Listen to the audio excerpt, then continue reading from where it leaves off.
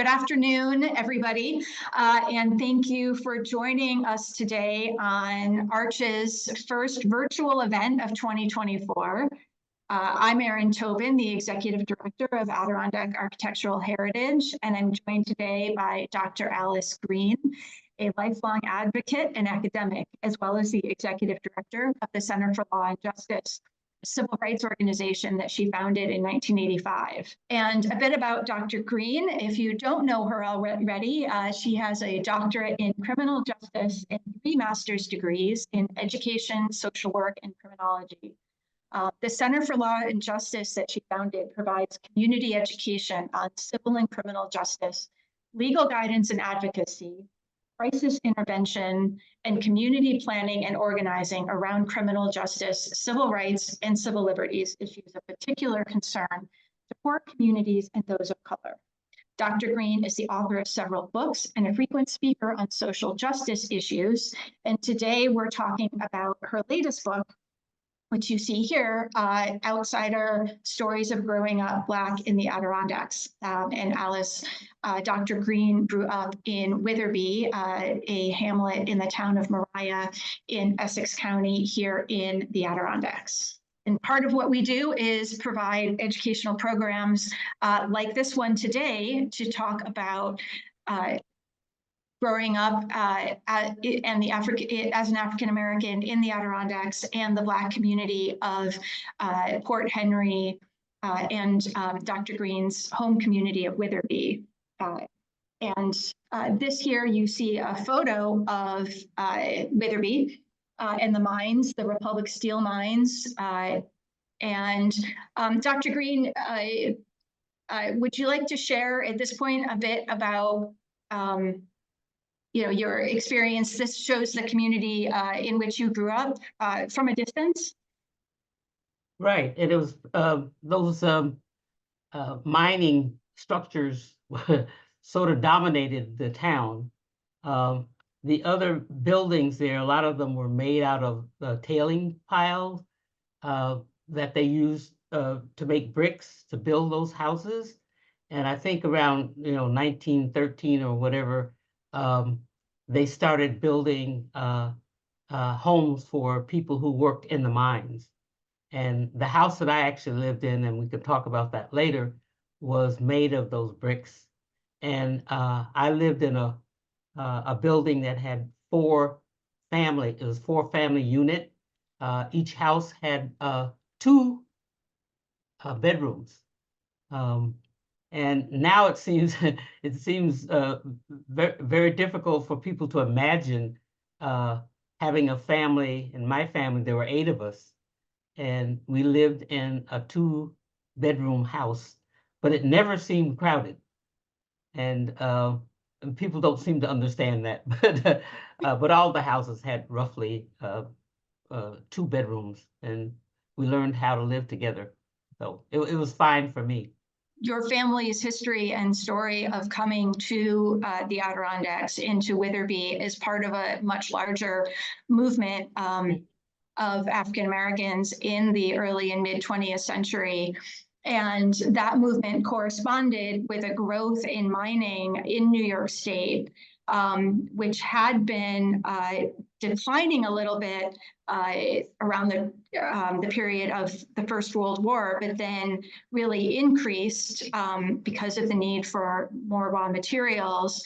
And from 1938 to 1945, a fact I read was that more than 8 million tons of ore were produced from the mines in Mineville here in Essex County alone.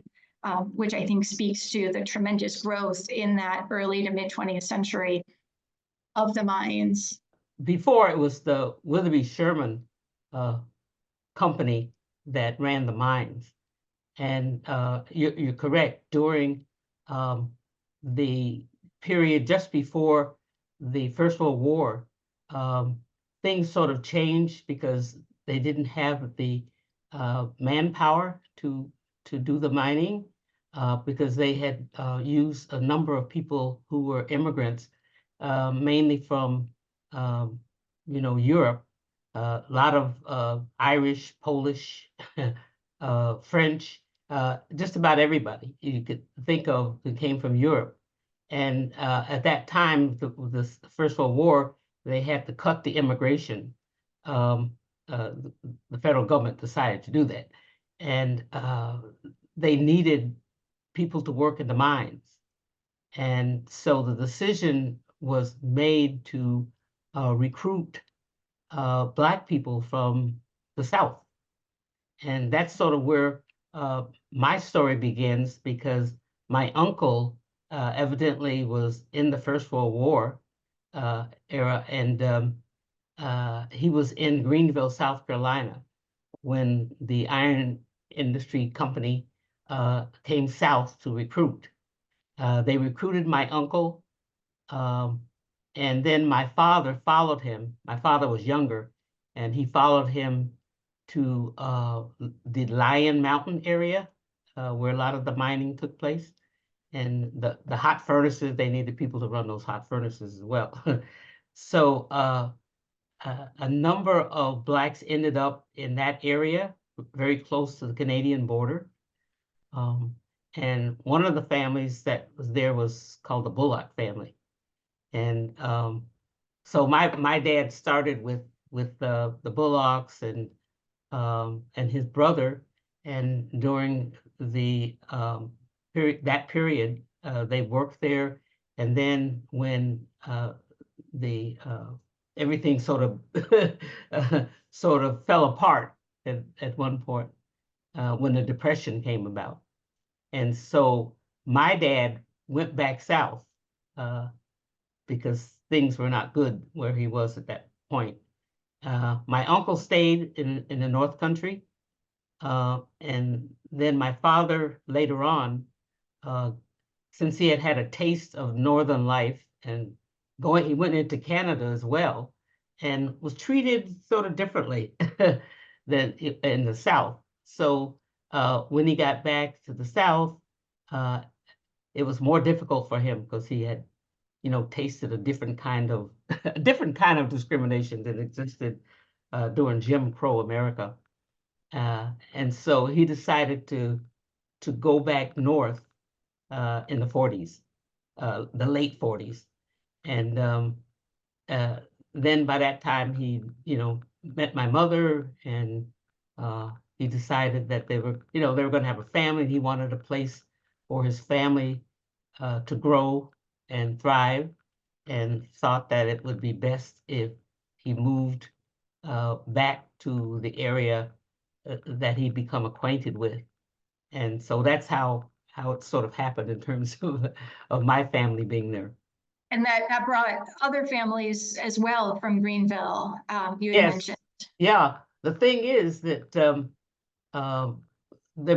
recruitment must have centered on Greenville, South Carolina, because we later learned that there were a number of Blacks from the same town, Greenville, South Carolina. And most of them were in Port Henry. And it's really interesting because a lot of the research has been done on Blacks in the Adirondacks, and there are several books now about it. They sort of missed Port Henry, which has always surprised me because it was probably one of the largest areas that had Black people in them. And but they got missed. I know Lake Placid did as well, but it's also interesting in that it seems to be that the Republic Steel Corporation, who now own the mining company, really put all of the Black workers on the same street. It was called Elizabeth Street. When my dad came, there was evidently no room on Elizabeth Street, so they moved him to Witherbee with one other family that had come just before my family got here. And so Elizabeth Street was very, very interesting. I've been looking at who's there and what it was like. I mean, I remember much about it, but I lived in Witherbee, which was about 6 miles from Port Henry. And of course, we didn't have transportation, so I didn't have a lot of contact with people from Port Henry, but we knew that there was a Black community there. And my uncle actually lived on Elizabeth Street with his wife and two daughters. The Bullocks, which we just mentioned before, but a very large family. And John Bullock had been up at Lion Mountain. He had some problems, so he never, I don't know if he ever came to Elizabeth Street, but his family was there. It's a very large family. From what I remember, there were, about 12 families, Black families. And as I said, they were, almost all of them were from Greenville, South Carolina. And many of them had known each other, in the South. So it became a real community. It's amazing that, and of those 12 families, there were about 50 people, 50 Blacks, who lived on one street in Port Henry. And you can see there's a picture of the street. And right near the house, the closest house there, the community established a church. It was called the Lakeview Baptist Church. And I remember going there at times and listening to the music, and it was just like, they sort of tried to recreate what they knew from Greenville, South Carolina. So there was a great camaraderie. People hung together. They learned from each other, socialized with each other, because there wasn't a whole lot of interracial mixing in that part of Essex County. So it's been a fascinating street, and some interesting people, live there and flourish there. So I find it really fascinating, not that it grew up, but also that nobody knew it was there. I I have talked to people from Witherbee, which is only 6 miles away, and told them about Port Henry, and they are shocked. They said, we never knew that there was a community of Black people in Port Henry. And everybody went to Port Henry. Port Henry was the hub. I mean, it was like going to the big city, if you can imagine. It always surprised me that no one that I grew up with in Witherbee knew that Port Henry existed, but so that's why I find it so fascinating. It is, because you've described how there was, even though it was only 6 miles, there was a big distance to travel between the two communities. And let's see, going back a bit to Witherbee and some of the buildings in Witherbee, and this was the house that you described. Yeah, this is the house. Yeah, this is the house that we lived in. If you see the two doors on the right in that photo, the one to the left was where my family settled when we came to Witherbee. Again, it was a two-bedroom house. There wasn't a whole lot more there. I mean, they didn't even have running water. But later, when the family who lived in the house on the right moved, my mother decided that it was a better location for the family because it had more space on the side of the house. Being an in-house, there was more space. And also it had more space for gardening and farming. My mother did a lot of the gardening. That's how she sort of made ends meet, because we were very much steeped in poverty. I mean, it was difficult for my family.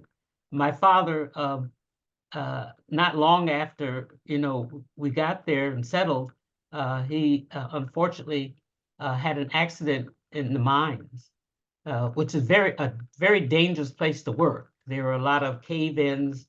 A lot of people died in those mines.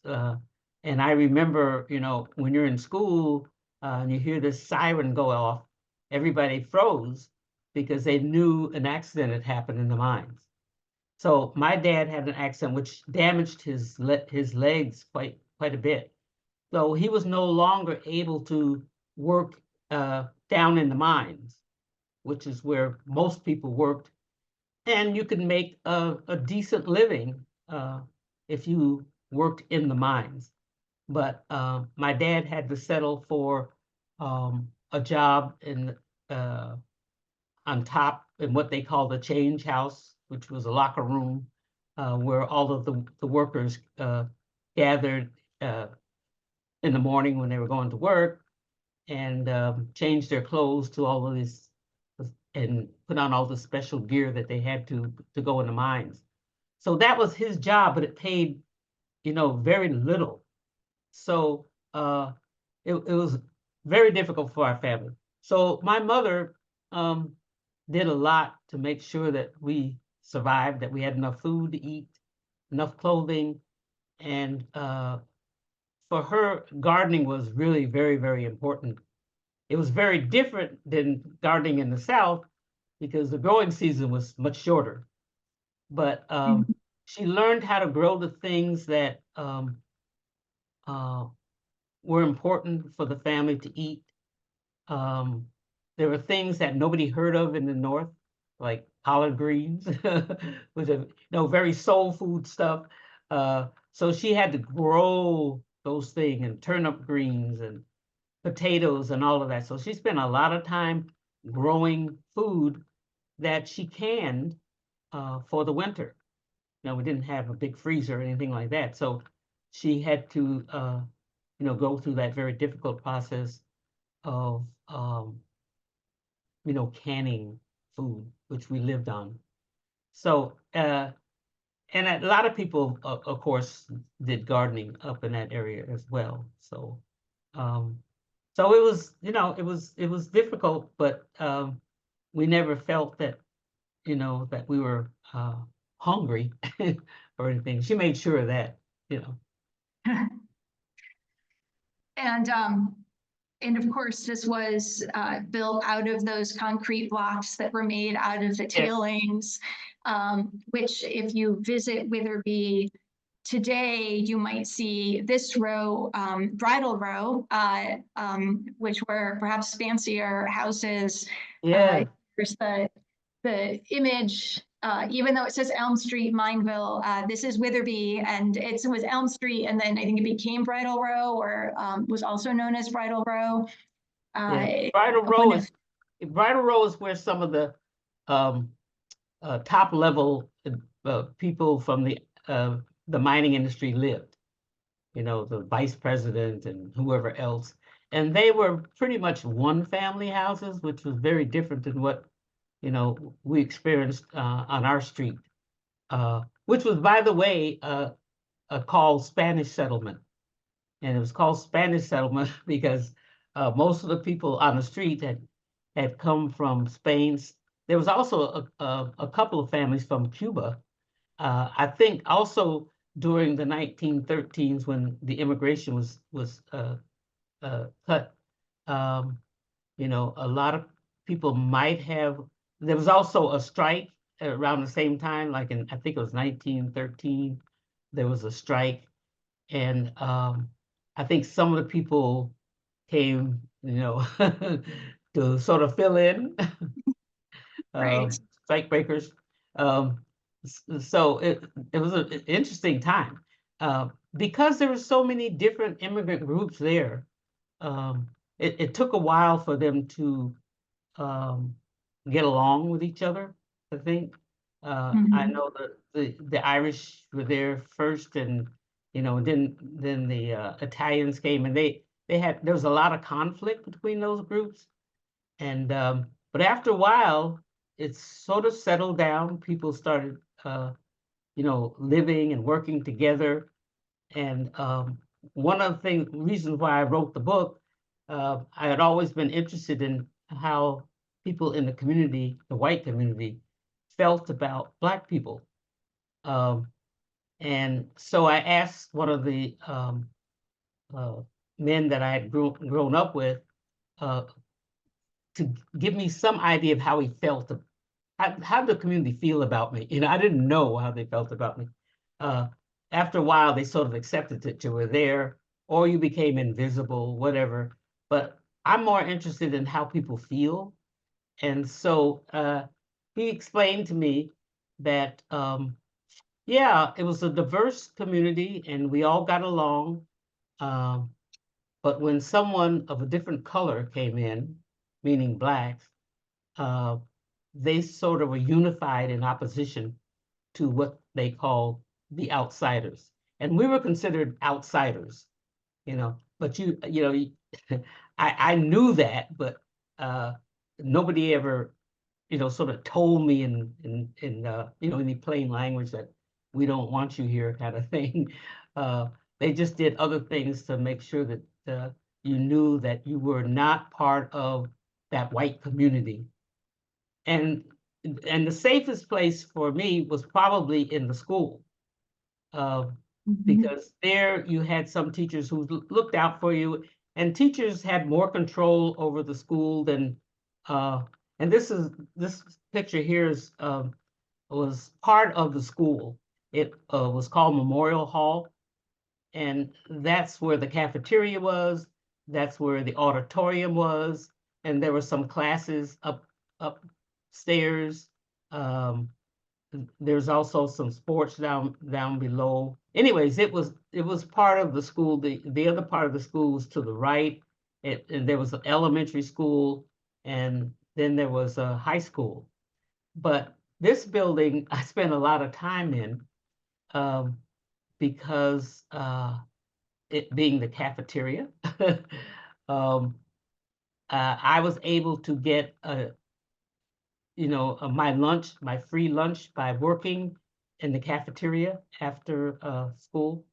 And so that was, I ended up spending a lot of time there. But the school was, a safe place. I saw it as a safe place, because the teachers were pretty much in control, not like some of the schools we see today in some of the urban communities. They were in control, and my mother went there to make sure that the teachers did what they needed to do to protect us from anything and everything. So she was always there. She, looking and seeing what was going on. I liked school so much that I'm kind of unusual. I never missed a day of school, from elementary through high school. I never missed a day. I had perfect attendance in the school, and because I had to be there. Because once you left the schoolhouse door, the world was different. There were people who you knew didn't accept you. You ran into discrimination, whatever. And also, I was lucky enough to be fairly bright, because I graduated top of my class. It took a lot of people to a great deal of time to believe that I was as smart as they were, because they had all the stereotypes of Black people being dumb and ignorant and all of that. But my teachers helped me, and I did well in school, and so the word got around that I was smart, which they found unusual, because Black people were supposed to be smart. So school was a safe place pretty much to be. But once you went outside, you did not have the opportunity to become included in the social life of the community. That's when the separation came. You had, when we talked, you showed me this picture of what was known as the Kitty Corner restaurant, that was in Witherby, and you had mentioned it as a center of community. And I'm wondering if you have any stories associated with this location. Yeah, it was the place to be. as I said, the minings were very dangerous place to work. And I'm sure everybody worked pretty hard. But in the culture of the North Country, on Friday, everybody lets loose.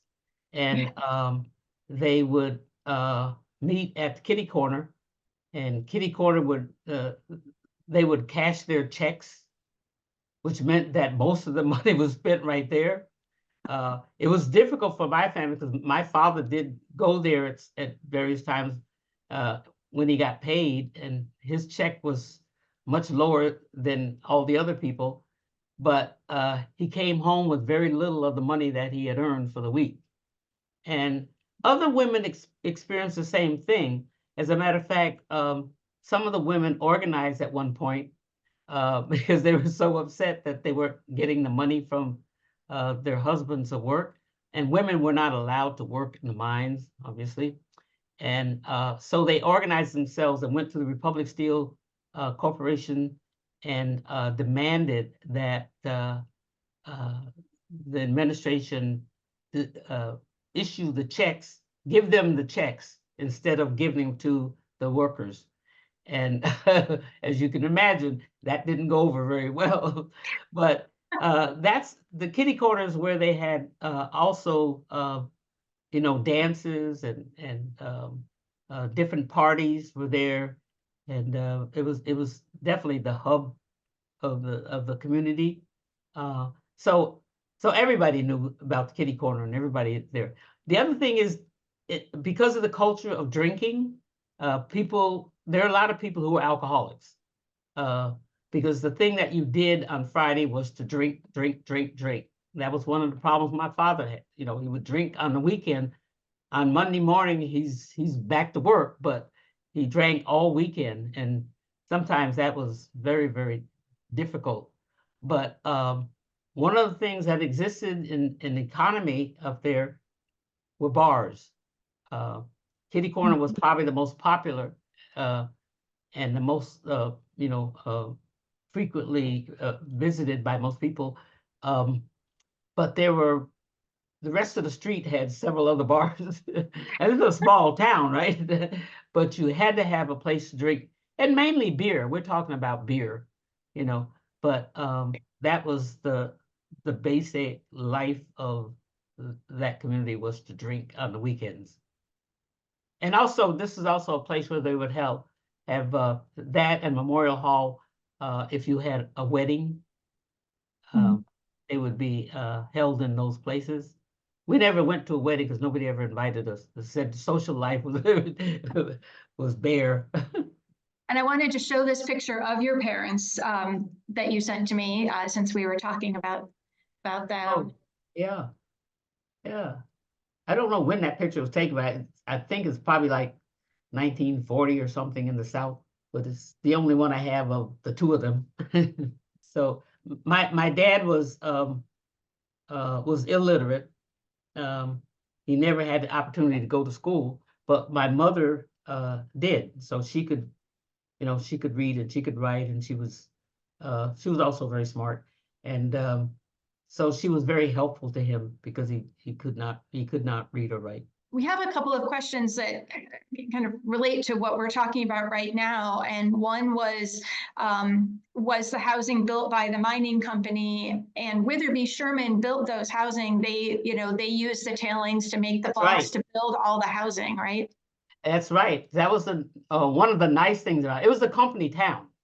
It meant that the housing was owned by the company, and you had to pay, you know, I guess a decent rent. It wasn't overwhelming.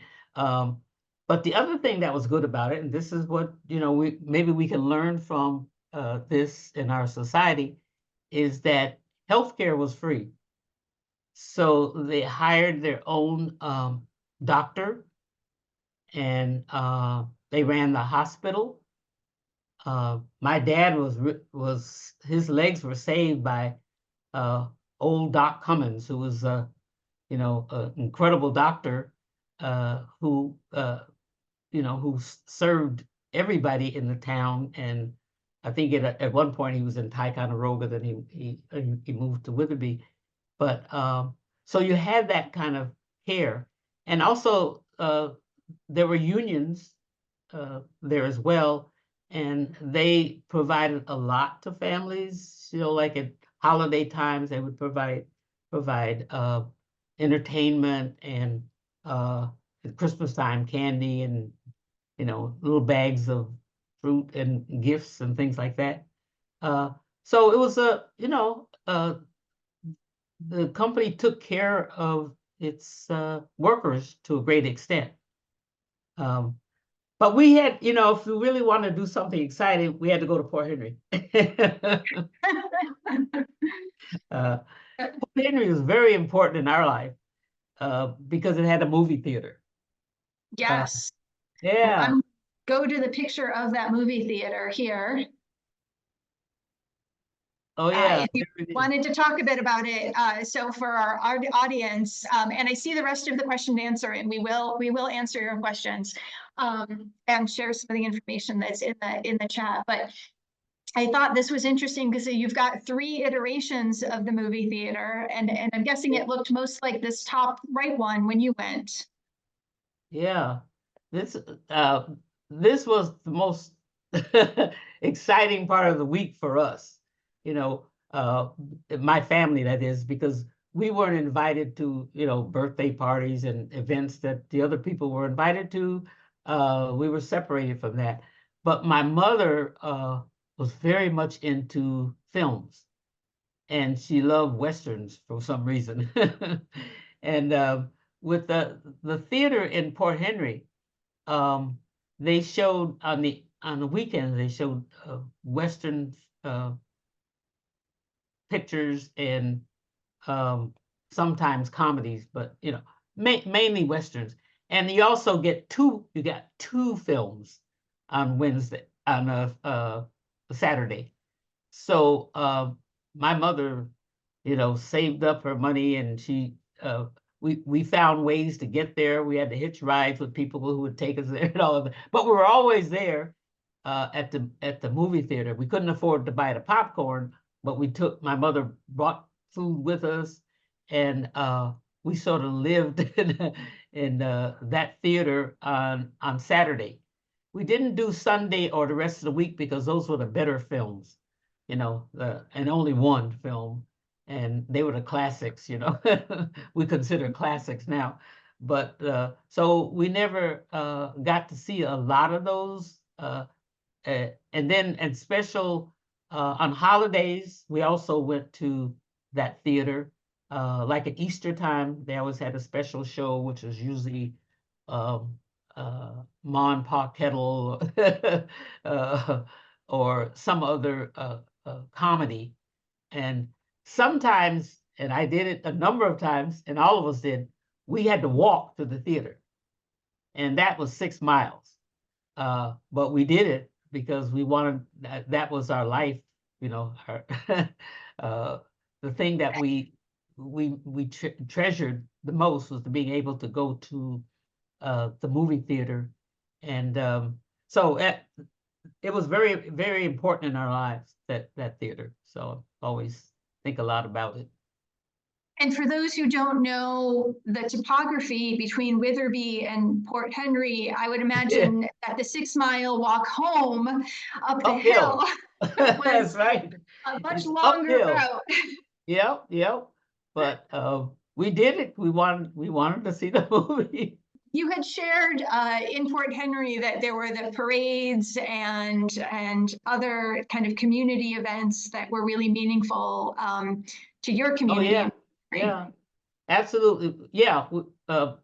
Port Henry was so special for us because to get out of Witherby and to see life, a little bit of different kind of life. But the special thing in Port Henry was the Labor Day parade. Everybody was there. I mean, people came not only from Witherby, from Ticonderoga and all the small towns around, and sometimes you could even see Black people.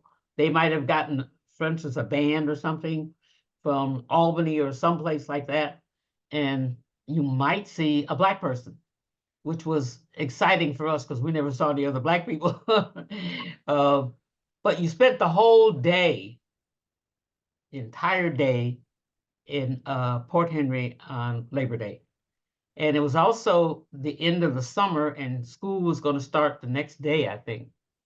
So you were able to see all of the, your friends from school who were there, and everybody. So everybody was there, and so you had to be in Port Henry. And the other thing about Port Henry, we always enjoyed. I think that's the Leo house. It was, we thought it was incredible that there'd be such a huge structure in upstate New York, but it we used to go there to use the bathroom and just be amazed that this huge building was there on the main street of Port Henry. The other thing that was a must in Port Henry was there was a hot dog stand called Gene's Hot Dog Stand. Gene's hot dog were well known, and everybody that I've run into even now remembers, and I think it's still open, but obviously Gene's not there. But everybody had to go and get a hot dog from Gene's Hot Dog Stand, and we just waited all year for that to be able to do that. So yeah, Port Henry was very special. It was a place you had to go to if you wanted to get decent groceries, because the grocery stores or appliances. Gilbo's was the place. There was a small appliance store in Mineville, but it just didn't have what Gilbo's had. Gilbo's had everything. And so when you could afford to buy a television set or something, you would go to Gilbo's instead of the one in Mineville. So we always thought the Gilbo's were, the wealthy people, the wealthy people, and separated from them. And there was also, every now and then we found out there was a different street that everybody knew about, and it was called Millionaires Row, I think it was, and that's where, again, some of the wealthier people from either the mining company or some other place lived. And it was a very special kind of street, but we only, we didn't go there very often because you sort of felt like you had to sneak up there because people would know you didn't belong. So, but it's a fascinating street. It has a great view of the lake and everything. It's worth going there just to see that, because it's a wonderful view. And some of my last photos here are a young Dr. Green and your brother Ralph, who you said became the football coach. Yeah. One thing about Witherbee, and Port Henry and all of those areas down there, they celebrated sports, the kids who excelled in sports. Sports very big up in the Adirondacks. Everybody goes to sports. I mean, basketball, football, that's the life of that area. And so if you had any kind of athletic skills, you were treated, fairly decently. My brothers were athletes, so they probably made out better than we did socially, because people honored them because they were so great. My brother Ralph here, as you can see, he was great with basketball. There were also 3 basketball players in Port Henry that were celebrated. One was a Bullock, one was a Gates, and one was a Hagan. One of those 3 families. They had sons who were incredibly gifted in all of the sports.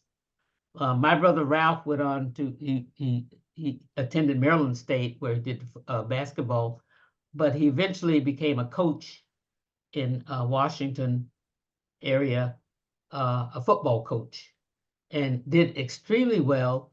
Matter of fact, they named the stadium after him.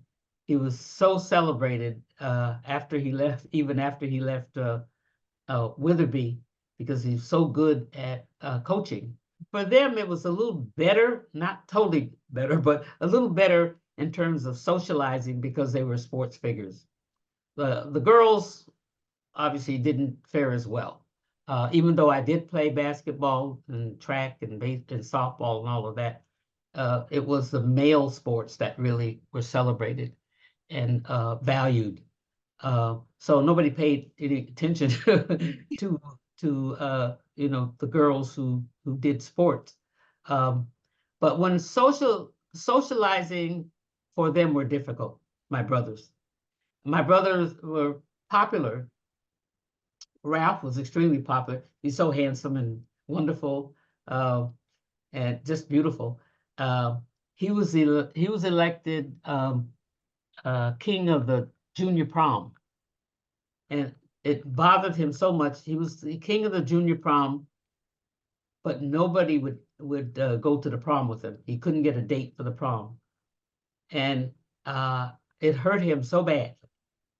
He never forgot it, and I felt so bad for him as well. This beautiful person couldn't, you know, couldn't cross the line, even though he was a sports figure. There was a line that was drawn in that community, that interracial relationships, especially between different sexes, was absolutely forbidden. No way about it. It just couldn't happen. And so that made life difficult for us as we became you know, teenagers, and you know, interested in the same things that other teenagers are interested in, going to dances and, you know, and dating, and you know, we couldn't experience. It was forbidden.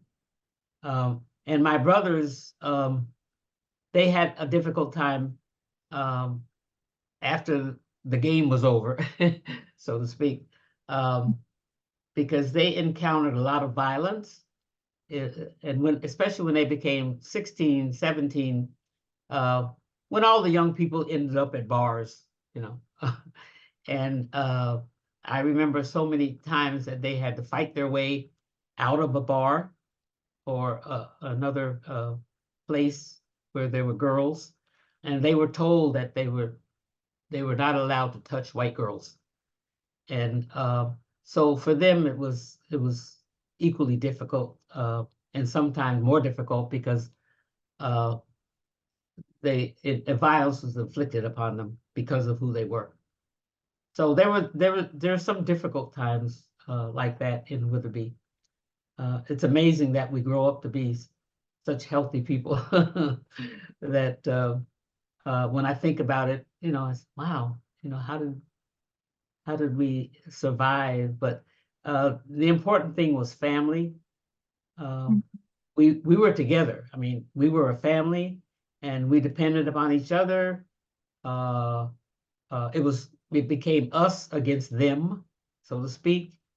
And my mother was a very strong person who cared for her children more than anything in her life.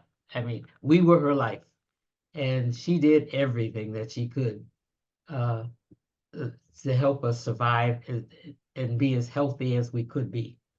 And so I'm so indebted to my mother. My dad, you know, I had a very close relationship with my dad, even though for him, he saw his role as one to provide the bread in the family. And then when he couldn't, it was destructive for him, because he had the accident. He was making very little money, and you know, he's having some health issues. So it was very, very hard for him. But he and I were close. I was named after his mother, so I was sort of special, and so we had a close bond. but we didn't know a whole lot about him, or even my mother, because they didn't talk about coming from the South. You know, uh, they would get together with some of the people from Fort Henry, because that's where, you know, the people were that they related to when they could, were people from Fort Henry. And as I said, there were about 50 people on Elizabeth Street. So every now and then they would get together. The men would come up to Witherbee sometimes to visit my dad, and they would reminisce about, you know, the South, and especially Greenville, since they were all from Greenville. But my parents didn't talk a lot about themselves. So we grew up, not only did we not know about our parents, but we didn't know about our history as Black people. That was probably the most, you know, difficult thing for me. Didn't know who I was.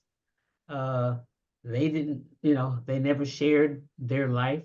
It's only recently, since I've been doing a little bit of research, that I have a better idea of my mother and you know, why she was the way she was, and how, because she was very strong. I mean, you know, she was very disciplined about her children. And but I didn't know anything about her. I never knew a maternal grandfather or paternal grandfather. And because we were separated from our extended family, we had no one to look up to or to communicate with. So that made it especially difficult, because we didn't know who we were. And the other thing is, the teachers didn't know who we were either. I mean, you couldn't go to school and learn about Black history, where you come from, where you might have come from, because they didn't know anything about me either. So it took a long time to find out who I was and am, and that didn't happen until, you know, I left Witherbee. So I think, you know, if anything, I hope that you know, now there are a few more Blacks, I think, in Witherbee and Port Henry.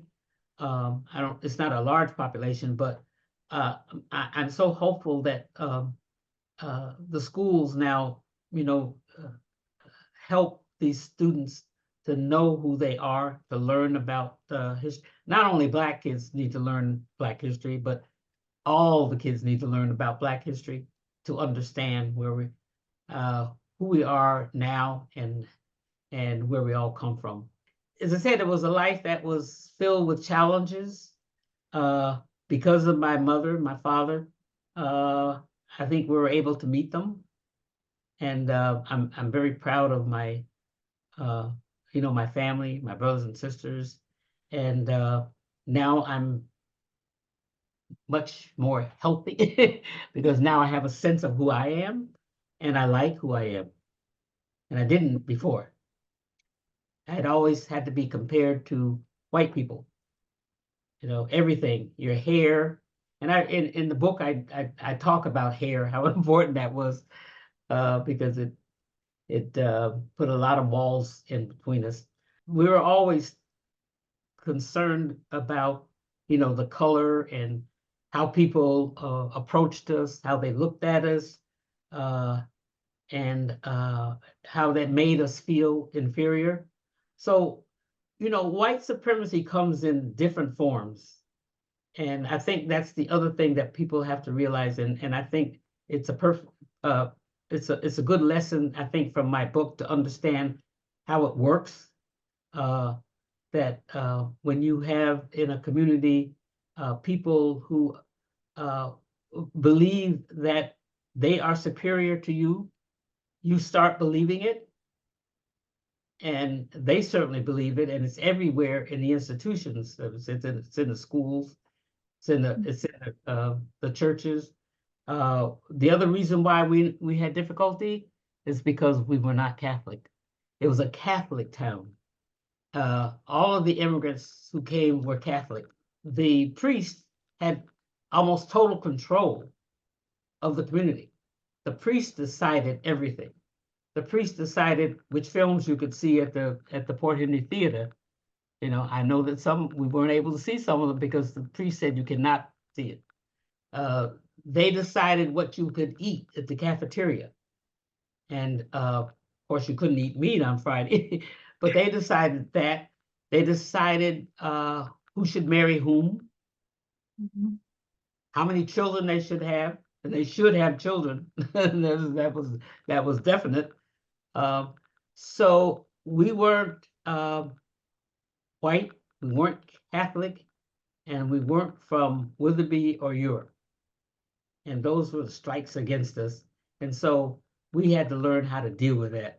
And I think we did pretty good. It was tough, but I think we did pretty good. Could you talk a bit about this picture that's on the screen right now? Oh yeah, every 4th of July, which I really don't celebrate myself, because 4th of July didn't mean my freedom at all. But we used to have a big event in Witherbee. This is in Witherbee. The extended family would come. Some of the people you see, the whites in the picture, are neighbors. One of the best things that happened to me was to grow up with twin girls who lived a couple of doors down from me. We became like sisters, and they respected and valued our relationship and us. We did so many things together. We grew up together, and I think that's another lesson. They were fantastic, and as I said, we felt that we were related in so many ways. And so they come back with their family, and we get all of our family, and just have a great time getting together and sitting around a campfire and talking about our life. We even had a lot of laughs about some of the things that happened to us that probably weren't funny at the time, but we made it fun. And so even one of my teachers, who was very supportive of me, he used to show up. So these people are, extended family and friends. And I miss that part of Witherbee, having all of those people come together at least once a year and just celebrate each other and the life that we had and ended up with in Witherbee and Port Henry. There's some people from Port Henry there too. Nice. Well, Did I just mention about the church? Oh, are we out of time? I took the screen share off because I was gonna go to the question and answer, but okay, I'm sorry. You mentioned the church because are you talking about the church on Elizabeth Street? Yeah, I don't know if I mentioned, but there was a church called the Lakeview Baptist Church, and so that was the center of that community. Yes. Well, and I think, and one of the things, and I can share this photo again. This is Elizabeth Street. That really is, I'm struck by is, first of all, what buildings were not preserved. When you drive down Elizabeth Street today, there are more vacant lots than there are houses, and the church is gone. And you had mentioned that there had been a small grocery store there too, I believe. Yeah, there was a grocery store right next to the Hager's house, and that's where everybody went. So, but there was a Grand Union up in Midtown, in the middle of town. But that grocery store was very, very popular. Yeah, it's gone. Yeah. Yeah. So most of the houses are gone. Or rehabbed. It sort of, I think, speaks to the fact that the Black history of Port Henry was not one that was really highlighted or necessarily known about, or perhaps considered, and how grateful we are to you for your book to bring more awareness of that history and consideration to the buildings in the community and what they meant to the African American community there, and the importance of the Black community in the mines in that era. Right. So I have some questions here. One, I think you've already answered. It was whether the schools were segregated, and it says, what was the educational system available to the Black community, to your family? Right. I think, the schools, I think were good. The teachers were strong, and they focused on subject matter, and so I think we got a good education from the schools. I mean, it's kind of hard to have segregated school where there's only one person in your class, like there was only one Black person in my class, and that was me. Right. But there were things that happened even though it was a safe place for me, there were things that happened that were difficult. Like I always I don't know whether it came from the going to the movies or not, but I always wanted to act. Acting was something I really treasured. And as a matter of fact, I was voted president of the theater group that we had, but I was not allowed to act because everybody thought you couldn't. There weren't any roles for Black people. I mean, if you weren't a maid or something like that, and the the plays that were selected didn't have roles for maids. I don't know if I would have played one anyway, but there was never a role. And here I am, president of this acting group, the theater group, whatever it was, and I could never act. So I only did it when I had an opportunity, And that's a good segue to this question about, in your book, you talk about how your classmates didn't know how you felt about that, and maybe didn't even, I would find it hard to believe they wouldn't be aware of the fact that you weren't acting in the plays, but, Yeah, I don't know what they knew. As I said, that's one of the reasons why I wrote the book. And my idea was to get these people, as many of them I could find, together and talk about how they felt. Because I don't know. I don't, if you're not really close to people, you don't know how people feel. And nobody ever asked me how I felt. They just assumed that, I could do certain things, but not others, and so that was difficult. I also wanted to be a cheerleader. That was impossible. So I couldn't do that. But as I said, I was able to do the things that I could. And in the school, because it was safe, I accomplished a lot. I was president of the freshman class. I was secretary of the senior class, or one of those classes, anyways. I did a lot of things, and while I'm in the school, people respected whatever I did. But it was when you walked out the door, that's when the problem came about. And I think in the book I shared one story about walking to school with this new guy who came to town. He was white, and when people saw that, the way they treated us was heartbreaking. Because and that guy never came near me again because they teased them for walking with a Black girl, and and it was hard. It was really heartbreaking. So there were those kinds of things that separated us, that you were allowed to do some things, but not others. Okay, and they had to respect me because I was academically, I was gifted. And along those lines, one of the questions relates to winter sports and ice skating and sledding and other kinds of winter activities, which are often kind of communal activities that you'll do. And were those activities that you were welcomed into? Well, I did a little bit of skating because there was just there's a pond near our house, but Mhm. I wasn't involved in any group kind of things. We just skated on the pond, or sometimes they would flood this area and people would go there and skate. A lot of times I didn't do things because I didn't have the equipment.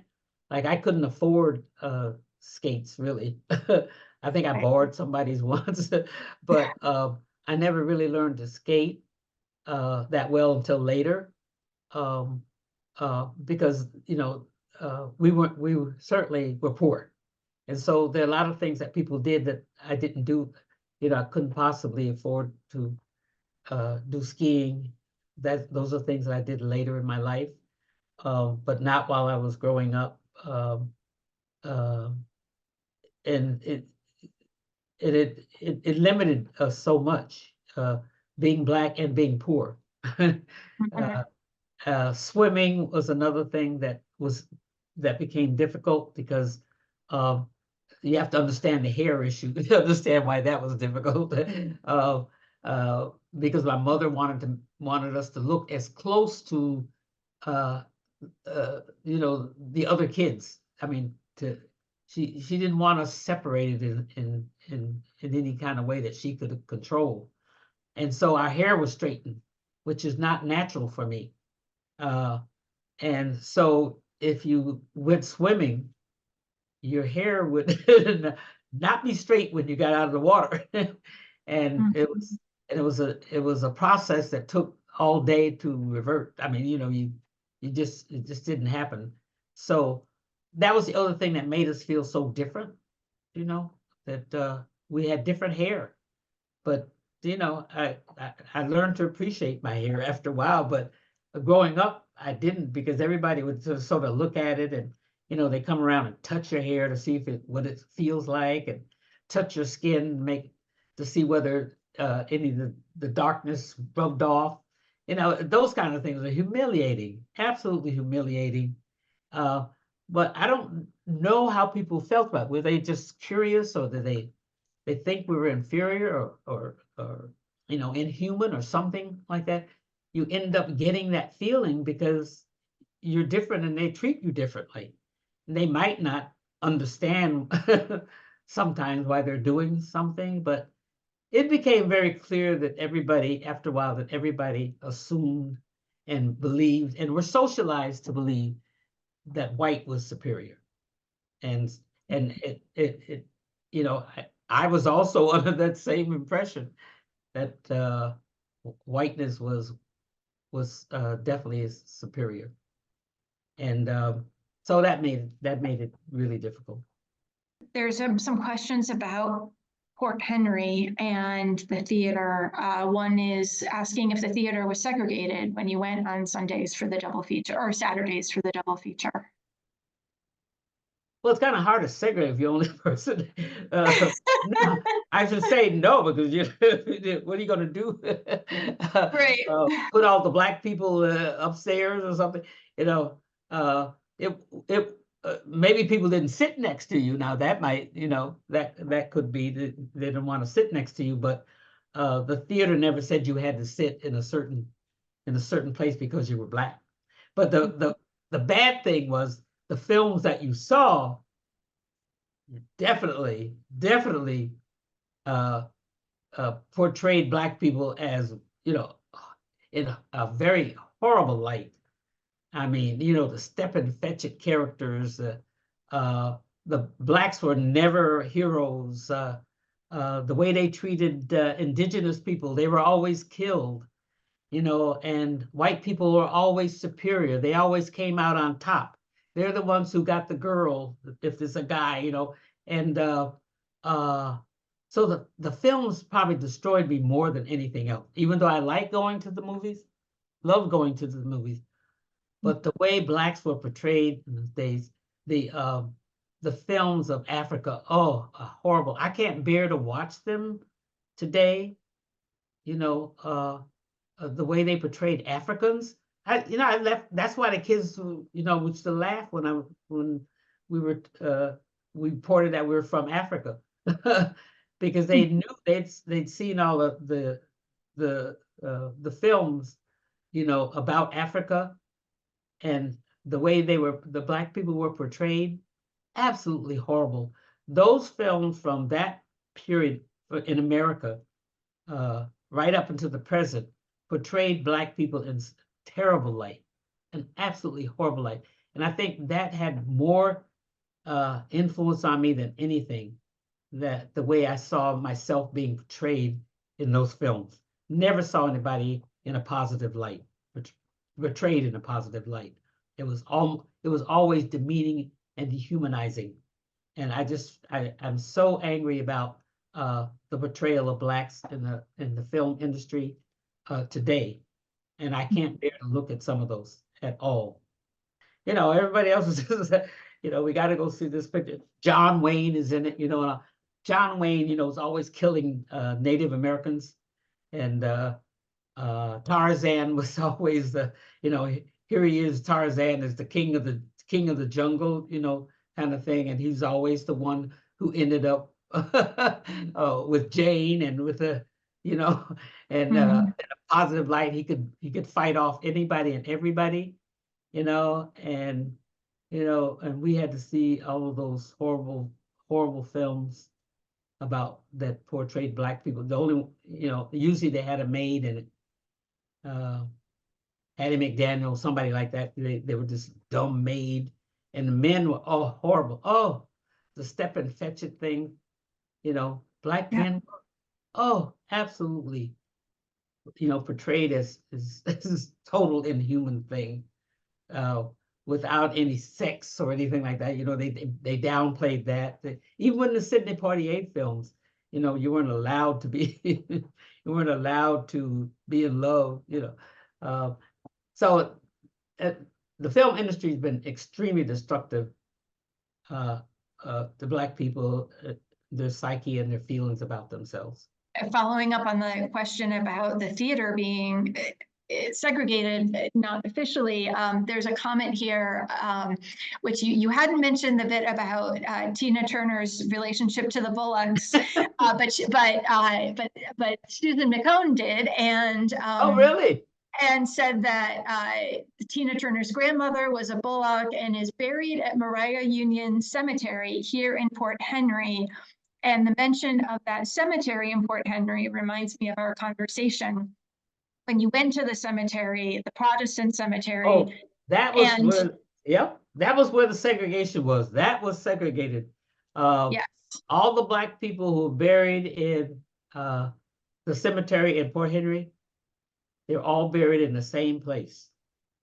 Even the ones from, I mean, my parents are there, my brother, everybody that I knew in Port Henry who was Black, they're all buried within the same area of the cemetery. No doubt about it. That was extremely segregated, absolutely. But in terms of the Bullock, I just meant Anime Bullock. See, there are two Anime Bullocks. I was told that Anime was part of the Bullock family. You know, I mean, I wasn't there, so I couldn't verify it, but I've been told that she was. And I knew all of the Bullocks, and as a matter of fact, I think I told you that I was going to see if I could verify that before for today, and I contacted one of the last Bullocks that I knew in Port Henry, and I left a message for him, and I didn't hear from him for a day or so, and then I got a call from his wife, who told me that Winston was his name, Winston Bullock, had just died. And so I never got to really ask him about it, which I was planning on doing, because I was, you know, I've been told that Anime Bullock was actually, one of them was Tina Turner. I never thought about asking myself, you know. I mean, Tina Turner sort of came, you know, later, but so there's the possibility that she was part of that family. I knew I knew the grandmother. If that's true, I knew Mrs. Bullock. She lived on Elizabeth Street. Nice. Every Black person lived on Elizabeth Street. When did your family leave the area, and relationship to the mines closing?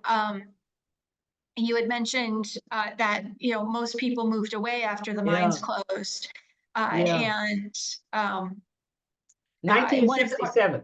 1967, people were pouring out of the area. There was nothing left. The mines were no longer open. There's no employment at all for other people unless you own a business or something. That was few people. There was rampant discrimination, employment discrimination. I know I experienced it. My brothers experienced it, and a lot of other people I know could not get jobs in that area. And a lot of them were in the tourist industry, which you would expect. I mean, at some point, some of them did, but there was nothing there for anybody. And so everybody left starting, 67. My parents died soon thereafter. But everybody else left. I know I had a friend who the one Black guy who lived in Witherbee at the time, he said, I have to get out of this town. And when he graduated, he got on the train the next day. And so there's nobody left on Elizabeth Street except one. There is one person, one descendant of the original family, the Garrison family, John Garrison. There were 3 Garrison families that lived on the street. And one family was John Garrison's family. There were a number of kids in that family, maybe about 6 or something. And, they've all left or died or whatever. And so I think he's the grandson of John Garrison, who still lives in the house that his family lived in.